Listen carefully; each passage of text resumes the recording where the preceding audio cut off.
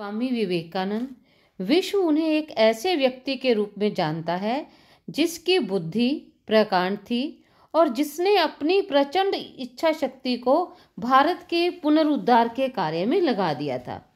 विवेकानंद के बचपन का नाम नरेंद्र नाथ दत्त था। उनका जन्म 12 जनवरी 1863 को कलकत्ता के एक प्रतिष्ठित कायस्थ परिवार में हुआ था। विवेकानंद नाम उन्होंने संन्यास ग्रहण करने के उपरांत शिकागो में धर्म सम्मेलन में भाग लेने के लिए बंबई से प्रस्थान करते समय ग्रहण किया। उनके गुरु का नाम रामकृष्ण परमहंस था। स्वामी विवेकानंद ने रामकृष्ण परमहंस के धार्मिक संदेश को लोकप्रिय बनाया तथा उसे ऐसे रूप में प्रस्तुत करने की कोशिश की जो भारतीय समाज की आवश्यकताओं के अनुकूल थी। आज हम इस लेक्चर में स्वामी विवेकानंद के राजनीतिक विचारों को जानने का प्रयास करेंगे। स्वामी विवेकानंद प्लेटो, अरस्तु या मार्क्स की भांति कोई राजनीतिक चिंतक नहीं थे, ना ही उन्होंने किन्हीं राजनीतिक सिद्धांतों को विकसित किया। लेकिन उन्होंने जो जगह जगह अपने भाषण दिए, जो रचनाएं उनके द्वारा लिखी गई, जिन रचनाओं में उन्होंने अपने विचारों को व्यक्त किया, वे भारतीय राष्ट्रवाद के एक धार्मिक सिद्धांत की नींव का निर्माण करना चाहते थे। अपने विचारों के माध्यम से उन्होंने महात्मा गांधी की भांति राजनीति के आध्यात्मिकरण पर जोर दिया। तो आज हम देखते हैं या आज हम विभिन्न बिंदुओं के माध्यम से स्वामी विवेकानंद के राजनीतिक विचारों को समझने का प्रयास करेंगे। जैसा मैंने अभी आपको बताया कि वे कोई राजनीतिक विचारक नहीं थे, लेकिन उन्होंने अपने भाषणों और रचनाओं के माध्यम से जो विचार व्यक्त किए उसके आधार पर कहा जा सकता है कि वे भारतीय राष्ट्रवाद के एक धार्मिक सिद्धांत की नींव का निर्माण करना चाहते थे। तो स्वामी विवेकानंद के राजनीतिक दर्शन को हम कुछ बिंदुओं के माध्यम से समझेंगे। सबसे पहले आता है राष्ट्रवाद का धार्मिक सिद्धांत। देखिए, विवेकानंद को यह विश्वास था कि प्रत्येक राष्ट्र का जीवन किसी एक प्रमुख तत्व की अभिव्यक्ति है, और यह प्रमुख तत्व क्या था? धर्म। विवेकानंद ने कहा था कि जिस प्रकार संगीत में एक प्रमुख स्वर होता है, वैसे ही हर राष्ट्र के जीवन में एक प्रधान तत्व हुआ करता है और जो अन्य सब तत्व उसी में केंद्रित होते हैं, और भारत का तत्व है धर्म। इसलिए उन्होंने राष्ट्रवाद के एक धार्मिक सिद्धांत की नींव का निर्माण करने का कार्य किया। हम कह सकते हैं कि विवेकानंद ने राष्ट्रवाद के धार्मिक सिद्धांत का प्रतिपादन इसलिए किया कि वे समझते थे कि आगे चलकर धर्म ही भारत के राष्ट्रीय जीवन का मेरुदंड बनेगा। स्वामी विवेकानंद भारतीयों की प्रवृत्ति को पहचानते थे।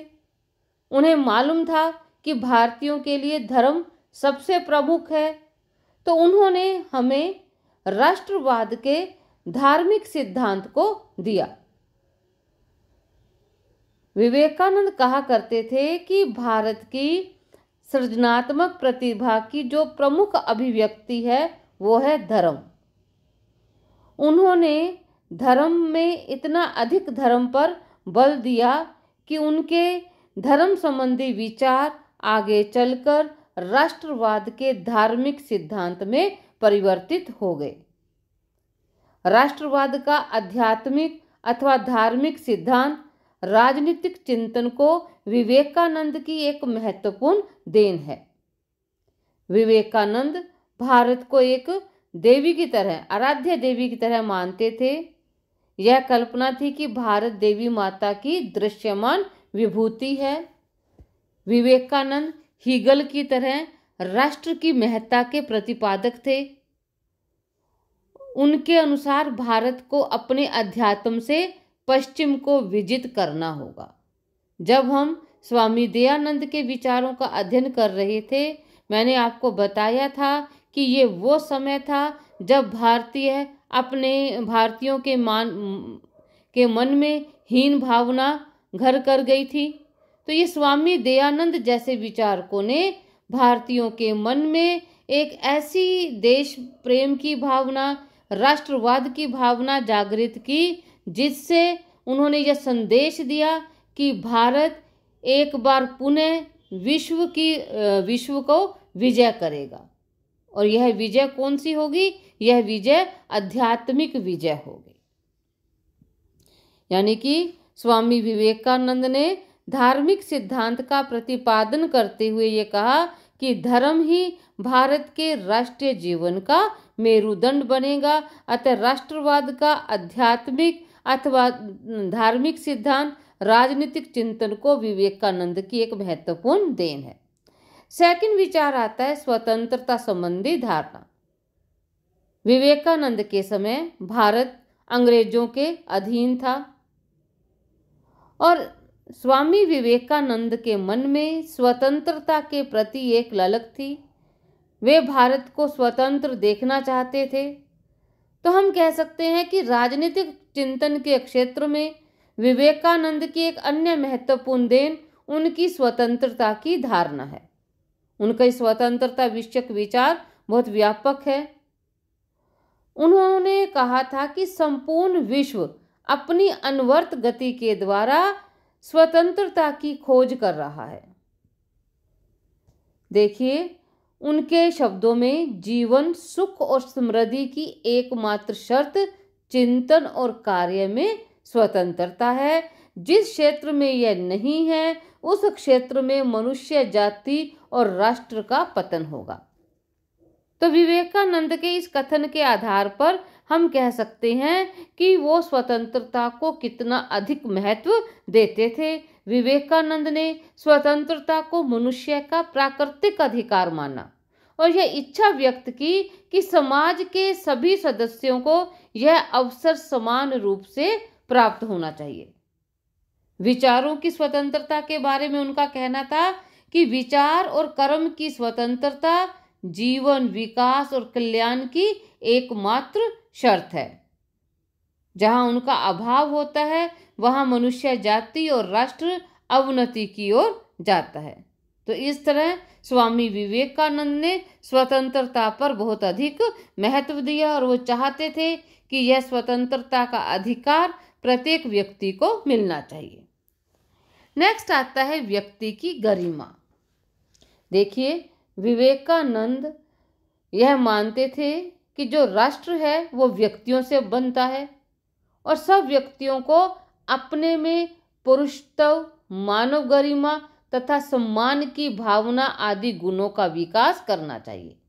जो मनुष्य उस समय या स्वामी विवेकानंद के समय अपने आप को तुच्छ और हीन महसूस कर रहा था, विवेकानंद ने अपने विचारों के माध्यम से, अपने भाषणों के माध्यम से व्यक्ति के अंदर उस गरिमा को जगाने का प्रयास किया।